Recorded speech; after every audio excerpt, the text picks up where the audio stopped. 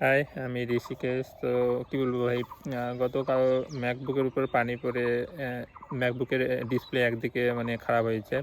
আর পানি ঢুকেছে, জানি না ম্যাকবুকটা কতদিন ঠিক থাকবে। অ্যান্ড সবে ৩ মাস হয়েছে ম্যাকবুকটা নিয়েছি। এটার মধ্যে এখন মানে ব্যস্ত থাকার চেষ্টা করি আরকি। ২ টা চ্যানেলের ভিডিও এটাতেই বানাই। ওকে সারাক্ষণ মানে এডিট বিভিন্ন ধরনের কাজ নিয়ে এটাতেই এখন ব্যস্ত থাকি।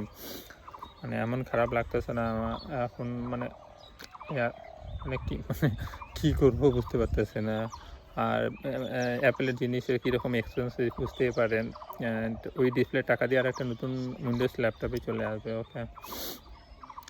তো গত ৬-৭ মাস ধরে ভাই রাত্রিবেলা ঠিকমতো ঘুমাতেও পারি না। ৩টা-৪টার সময় বা কোনোদিন ৫টার সময় ঘুম আসে। ওকে। চোখ বন্ধ করলে কি বলবো এখন সারাক্ষণ মাথার মধ্যে মানে সত্যি কখনো ভাবি না মাথাটাকে যদি মানে আমার হার্ড ড্রাইভের মতো ফরম্যাট করে নিতে পারতাম তাহলে সত্যি আমি ফরম্যাট করে নিতাম আরকি। ওকে।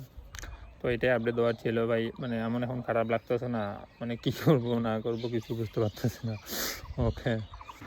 তো মন খারাপ নিয়ে একটা অন্য গ্রামে এসে একা বসে আছি আরকি।